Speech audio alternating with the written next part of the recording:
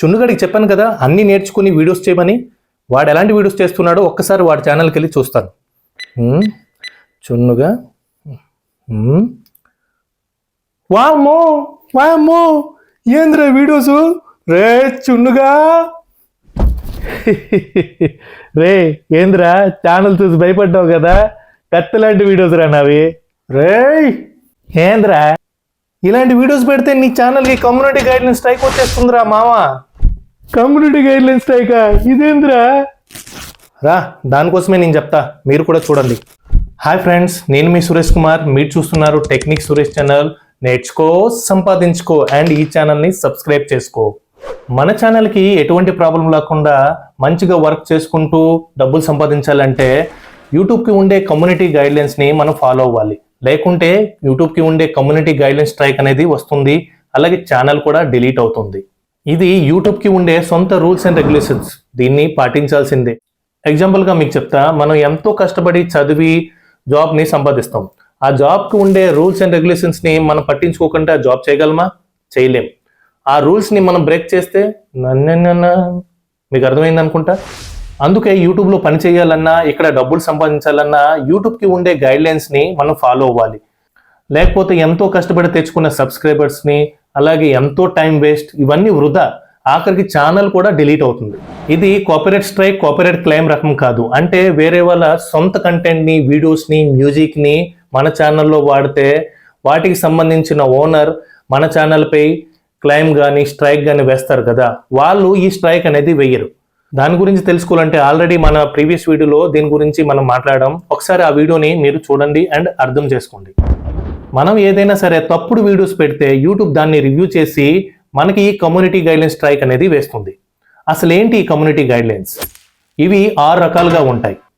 First వచ్చి spam and deceptive practices, next వచ్చి sensitive content, third వచ్చేసి violent and dangerous content, and fourth వచ్చేసి regulated goods, and fifth వచ్చేసి misinformation, and sixth వచ్చేసి EDSA అంటే educational, documentary, scientific and artistic content. First వచ్చి spam and deceptive practices గురించి తెలుసుకుందాం. ఈ పాలసీలో ఏదైనా అంటే మనం ఫేక్ ఎంగేజ్మెంట్ని క్రియేట్ చేయడం, వ్యూస్ కానీ సబ్స్క్రైబర్స్ కానీ వేరే వెబ్సైట్ ద్వారా అలాగే ఫేక్ యాప్స్ ద్వారా క్రియేట్ చేస్తే ఈ స్ట్రైక్ అనేది వస్తుంది. అండ్ నెక్స్ట్ యూట్యూబ్లో పెద్ద పెద్ద క్రియేటర్స్ ఉంటారు కదా, అంటే మంచిగా గ్రో అయ్యే ఛానల్స్ని యాజ్ టీజ్ అంటే A to Z బ్యానర్ కానీ, అంటే లోగో దగ్గర నుండి బ్యానర్ వరకు A to Z కాపీ చేసి ఒక ఛానల్ని క్రియేట్ చేస్తే వాటిపై కూడా ఈ స్ట్రైక్ వచ్చే ఛాన్స్ అనేది ఉంటుంది. అలాగే స్పామ్ని సృష్టించే లింక్స్ని మన వీడియో డిస్క్రిప్షన్లో కానీ అలాగే ఛానల్ యొక్క డిస్క్రిప్షన్లో కానీ పెడితే వాటిని వేరే వాళ్ళు క్లిక్ చేయగానే వాళ్ళ డివైసెస్లో, మొబైల్స్లో కానీ కంప్యూటర్స్ కానీ ఏదైనా వైరస్ వంటి ప్రాబ్లమ్ని క్రియేట్ అయితే అప్పుడు కూడా ఈ స్ట్రైక్ అనేది వస్తుంది. అలాగే వీడియో డిస్క్రిప్షన్లో ఎక్కువగా ట్యాగ్స్ పెట్టడం అండ్ స్కామ్ అండ్ హ్యాకింగ్ చేసే విధంగా వీడియోస్ని పెట్టడం, అంటే ఎలా చేయాలి స్కామ్ని, ఎలా హ్యాకింగ్ని చేయాలి, ఇలాంటి వీడియోస్ని పెట్టినా సరే స్ట్రైక్ అనేది వస్తుంది. అండ్ మన ఛానల్లో ప్లేలిస్టులు ఉంటాయి కదా, దాంట్లో కూడా మిస్లీడింగ్ ఇవ్వడం వంటివి చేసినా సరే ఈ స్ట్రైక్ అనేది వస్తుంది. ఇంకా అడిషనల్గా కూడా ఈ పాలసీ కింద ఏవైనా వచ్చినా సరే మనకు స్ట్రైక్ అనేది వస్తుంది. ఒక్కొక్క గైడ్లైన్స్ని జాగ్రత్తగా అర్థం చేసుకుని ముందుకు వెళ్ళండి. యూట్యూబ్లో వీడియో అంటే మనకు ఉపయోగపడేలా ఉండాలి కానీ మనకు తప్పు త్రోవ పట్టించేలాగా ఉండకూడదు. మీకు ఇలాంటి విషయాలు ఎవరు చెప్పరు. ఎంతో కష్టపడి ఛానల్ని గ్రో చేసుకుంటాం, దాని తర్వాత స్ట్రైక్స్ వచ్చేసి ఛానల్ డిలీట్ అయితే అప్పుడేం చేస్తాం? అప్పుడు బాధపడే కన్నా యూట్యూబ్కి ఉండే గైడ్లైన్స్ని మొత్తంగా నేర్చుకొని ముందుకు వెళ్దాం. అలాగే ఇలాంటి ఇన్ఫర్మేటివ్ వీడియోస్ని మీరు చూడాలంటే ఈ ఛానల్ని సబ్స్క్రైబ్ చేసుకోండి. అలాగే వీడియో నచ్చితే లైక్ చేయండి. నెక్స్ట్ వచ్చి సెన్సిటివ్ కంటెంట్, అంటే ఇది చైల్డ్ సేఫ్టీ పరంగా చిన్నపిల్లల్ని బట్టలు లేకుండా చూపించడం, అలాగే వాళ్ళని హింసించడం, వాళ్ళని గొడవ పడేలా ప్రేరేపించడం, అలాగే థంబ్నెయిల్స్లో బ్లడ్ ఎక్కువగా చూపించడం, వల్గర్గా ఉన్న ఫొటోస్ని అలాగే న్యూడిటీ ఉన్న ఫొటోస్ని పెట్టడం, ఇలా సెక్సువల్ కంటెంట్ని మన వీడియోస్ ద్వారా చూపించడం, అండ్ సూసైడ్ చేసుకునే విధంగా వీడియోస్ని పెట్టడం, అండ్ తర్వాత ఎవరినైనా ఎక్కువగా తిట్టడం, అంటే వల్గర్గా ఎక్కువగా మాట్లాడడం. సో ఇలాంటివి చేస్తే మనం ఈ స్ట్రైక్స్ని ఎదుర్కోవాల్సి ఉంటుంది. అండ్ ఇలాంటి సెన్సిటివ్ కంటెంట్ని మీ ఛానల్లో అప్లోడ్ చేయొద్దు. అలా చేస్తే మీకు ఈ కమ్యూనిటీ గైడ్లైన్ స్ట్రైక్ అనేది చాలా ఎక్కువ సార్లు రావచ్చు.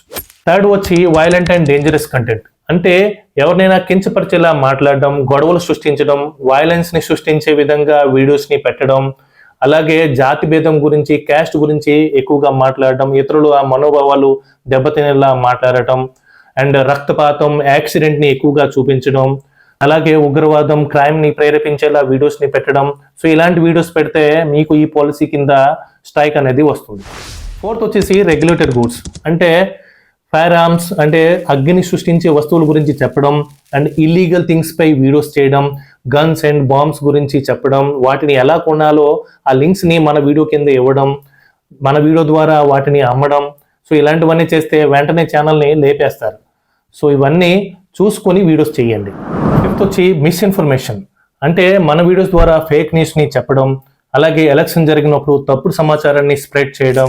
నెక్స్ట్ వచ్చి మెడికల్ మిస్ఇన్ఫర్మేషన్, ఇది ఈ మధ్యకాలంలో చాలా ఎక్కువైపోయింది. అంటే ఏ జబ్బుకు ఏ మందులు వాడాలో అది చెప్పకుండా మిస్లీడ్ చేయడం.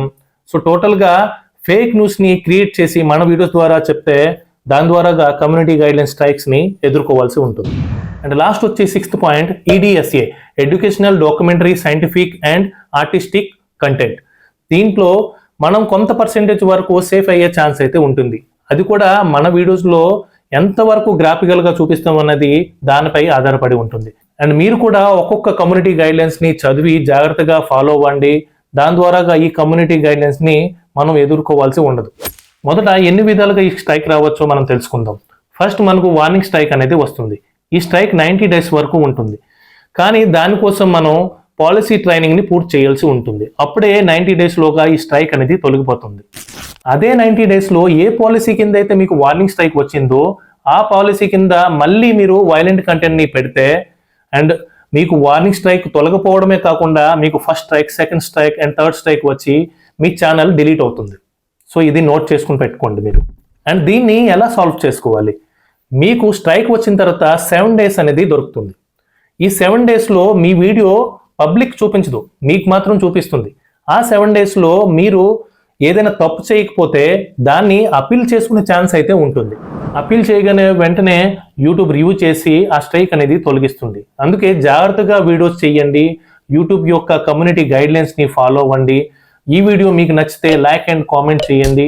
అలాగే ఇలాంటి ఇన్ఫర్మేటివ్ వీడియోస్ని మీరు చూడాలనుకుంటే ఈ ఛానల్ని సబ్స్క్రైబ్ చేసుకుని కింద ఉన్న బెల్ ఐకాన్ని ప్రెస్ చేయండి. Okay bye, thank you.